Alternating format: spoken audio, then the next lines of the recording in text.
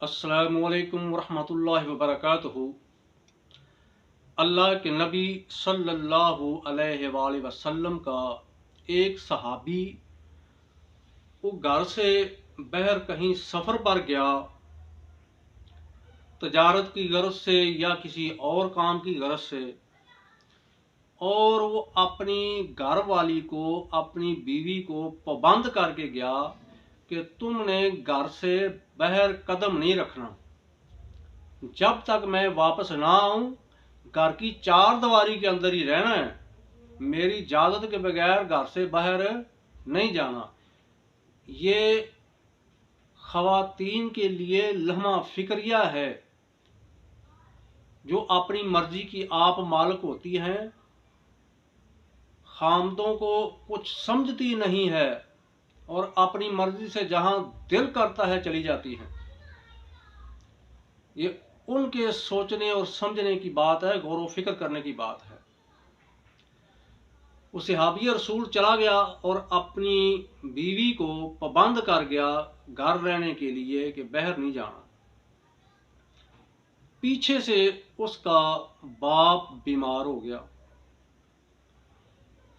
और उस तक तला पहुंची कि आपका बाप बीमार है, बड़ा सख्त बीमार है, आप उसकी तमादारी कर लें, आके उसको मिल जाएं, क्योंकि बाप बेटी का एक रिश्ता होता है, तो दिल तो करता है ना वालदैन का बेटियों से मिलने का, बेटियों का दिल करता है अपने वालदैन को मिलने। तो उसने कहा कि मेरा खामद मुझे पाबंद कर गया है घर रहने के लिए, मैं बाहर नहीं जा सकती अपने खामद की इजाज़त के बगैर, तो मैं नहीं जा सकती। वो पैगाम लाने वाला वापस चला गया, उसने जाके बताया।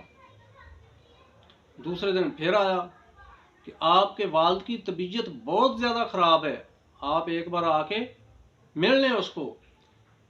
उसने कहा कि मैं खामद की इजाज़त के बगैर नहीं जा सकती, आप ऐसा करें कि अल्लाह के नबी के पास चले जाएं, अगर अल्लाह के नबी इजाज़त दे दें फिर मैं चली जाऊंगी।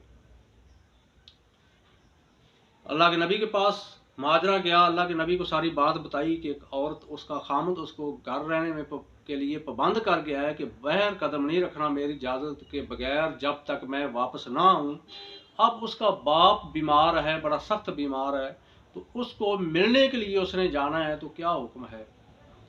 तो अल्लाह के नबी ने फरमाया, जिस औरत को उसका खामद घर के अंदर रहने के लिए पाबंद कर गया है, मैं मोहम्मद भी इजाज़त नहीं दे सकता कि वो अपने खामद की इजाज़त के बगैर घर से बाहर जाए। देखो, जहां पर दीन बना है, जिसके ऊपर दीन उतरा है, उस हस्ती ने भी ये बात कही कि अगर उसका खामद इजाज़त नहीं दे के गया तो मैं भी इजाज़त नहीं दे सकता। ये इतना डेंजरस मामला है, इतना सख्त मामला है कि जिसको आज हम समझते ही नहीं, तरजीह नहीं देते। और उसका जो वालिद है फौत हो गया। फिर तला आई कि आपका वालिद फौत हो गया है, अब तो आ जाओ। वो अल्लाह की बंदी कहने लगी, मैं नहीं आ सकती, मुझे इजाज़त नहीं आने की। आप ऐसा करें, जब उसका जनाजा लेकर आओ मेरे घर के बाहर रख देना, मैं अपने घर के अंदर दरवाजे पे खड़ी होकर उसका चेहरा देख लूंगी, मैं घर से बाहर नहीं जा सकती।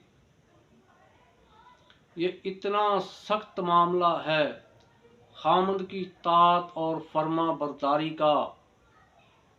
इसलिए तो अल्लाह के नबी ने फरमाया था कि अगर अल्लाह के अलावा सजदा किसी को जायज़ होता तो मैं औरत को हुक्म देता कि वो अपने खामद को सजदा करती। और दूसरी हदीस में आपने फरमाया, जो औरत चार काम करती है, चार काम, अल्लाह उसके लिए जन्नत के 8 दरवाजे खोल देंगे कल क़यामत के दिन। कौन से चार काम? नंबर 1, 5 वक्त की नमाज। नंबर 2, रमज़ान के रोज़े।